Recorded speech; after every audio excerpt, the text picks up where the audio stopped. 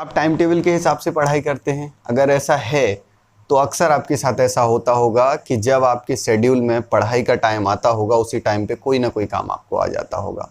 कभी आपका खुद का काम आ जाता होगा, कभी आपके पेरेंट्स आपको किसी काम के लिए बाहर भेज देते होंगे, कभी आपका मन होता होगा कि आज चलो दोस्तों के साथ खेलने चले जाएं, कभी आपको लगता होगा कि चलो आज मूवी देख लेते हैं।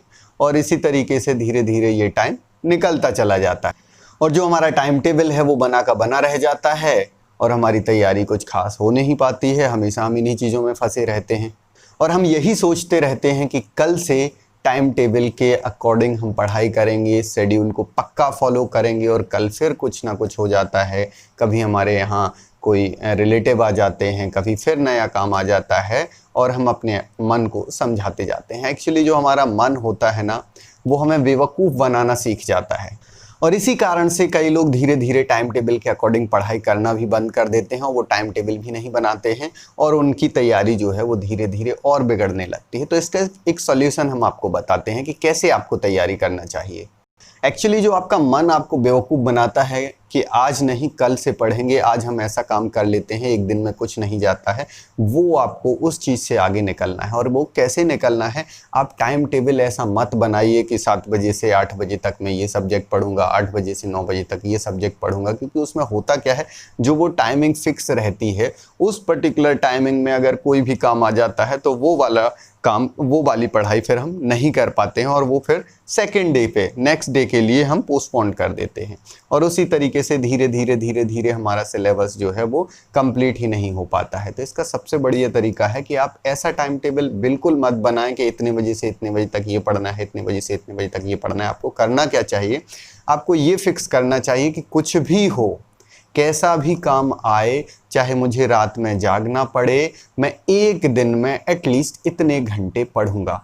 लेट आपने डिसाइड किया कि मुझे 4 घंटे पढ़ना है, अब बने रहने दीजिए काम, कितने बजे कोई भी काम आ जाए। अगर आपने ठाना है कि आपको 4 घंटे पढ़ना है तो जब आपको मौका मिले आप आधा घंटा पढ़ लीजिए, फिर 1 घंटा पढ़ लीजिए और ऐसे करके आप कुछ भी करके 4 घंटे कवर करने की कोशिश कीजिए। और अगर किसी दिन आपके मन ने आपको बेवकूफ़ बना दिया कि दिन भर आपको बिजी रखा, तो रात में सोते टाइम पे आप नींद थोड़ा कम करके समय निकालिए और वो वाला पार्ट आप कंप्लीट कीजिए। तो इससे आप, जो आपका मन आपको बेवकूफ़ बना देता है, वो बेवकूफ़ बनने से आप बच जाओगे और आपकी पढ़ाई बहुत अच्छे से होती रहेगी।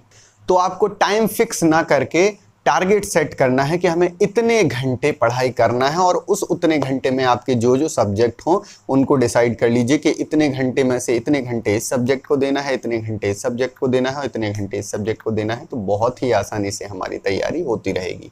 और अगर फिर भी कभी ऐसा हो जाए कि हम वो अपना टारगेट अचीव ना कर पाएँ तो अपना सेकंड टारगेट जरूर रखिए। मान लीजिए आपका 4 घंटे का टारगेट था और आज किसी कारणवश आपने बहुत कोशिश की लेकिन 4 घंटे कंप्लीट नहीं हो पाए, 3 ही घंटे हो पाए, तो कुछ भी हो, कल आपको सोच लेना है कि अब कल का वो 4 घंटे नहीं, कल आपको 5 घंटे करना है, जिससे कि आज वाला जो टारगेट है वो भी हमारा कवर हो जाए।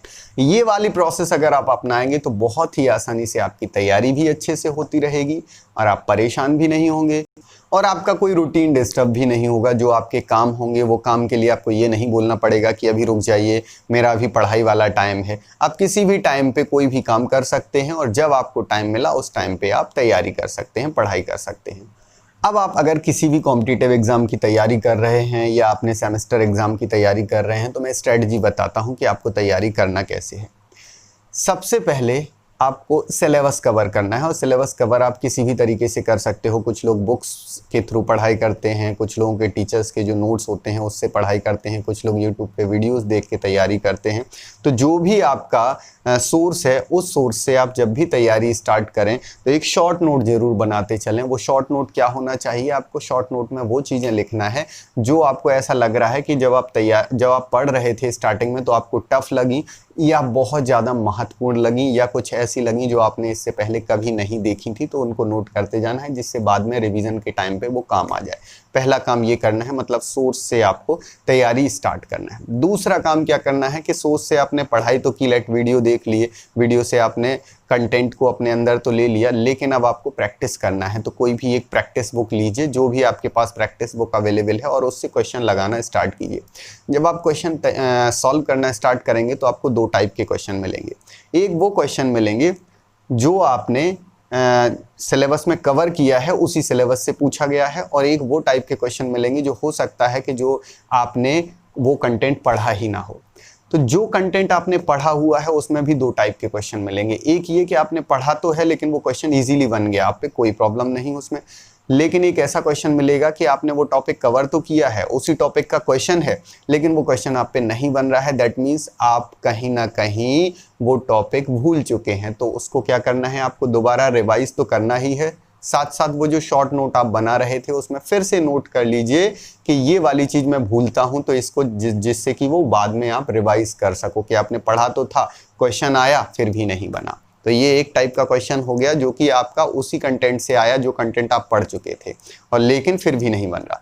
एक दूसरा क्वेश्चन वो होता है कि जो आपको नया क्वेश्चन मिला, आपने तैयारी तो की थी अपने जिस सोर्स से तैयारी की थी, लेकिन उसमें वो क्वेश्चन जो आया है वो उस सोर्स से रिलेटेड नहीं था, जितनी आपने तैयारी की उसमें जो कंटेंट था उस कंटेंट से रिलेटेड नहीं आया, कुछ नया लॉजिक आ गया उसमें।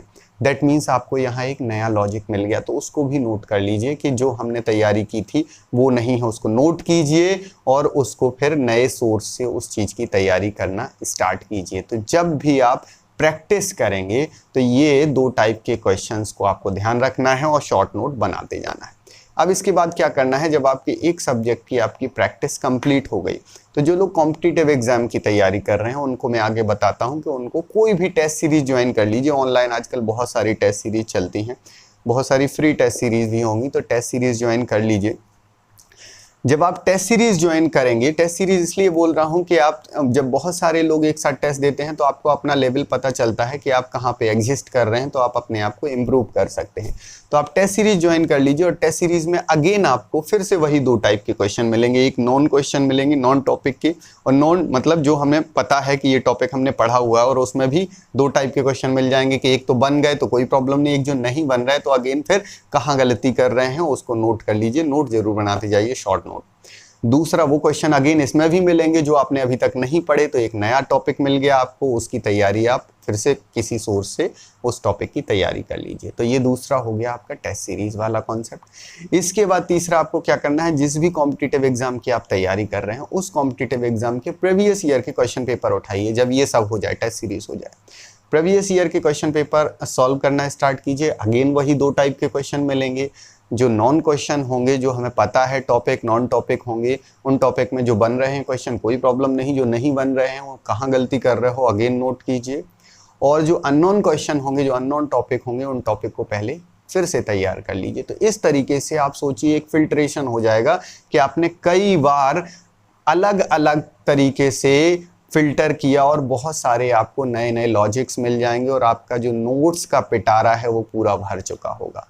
और ऐसे ऐसे ऐसे ऐसे आप हर सब्जेक्ट के थ्रू जब गुजरेंगे और जब पूरा आपका सिलेबस कंप्लीट हो जाएगा तो आपके पास बहुत सारा अच्छा एक नोट्स का पैकेज हो जाएगा, जो कि आपको लास्ट मोमेंट में बहुत काम आएगा। लास्ट मोमेंट में फिर आपको वही भर उठाना है और उसको आप रिवाइज कीजिए और आप एग्ज़ाम हॉल में बैठ जाइए, आपके बहुत अच्छे मार्क्स आएंगे। गुड लक, आप तैयारी करते रहिए, अच्छे से मेहनत करते रहिए, अपना ध्यान रखिए। और हमारे वीडियोस अगर पसंद आते हैं तो हमारे चैनल को सब्सक्राइब जरूर कर लीजिए और हमारे वीडियोस को लाइक कर दिया कीजिए, क्योंकि आपके लाइक ही हैं जो हमें मोटिवेट करते हैं ज़्यादा से ज़्यादा वीडियो बनाने के लिए। Thank you so much.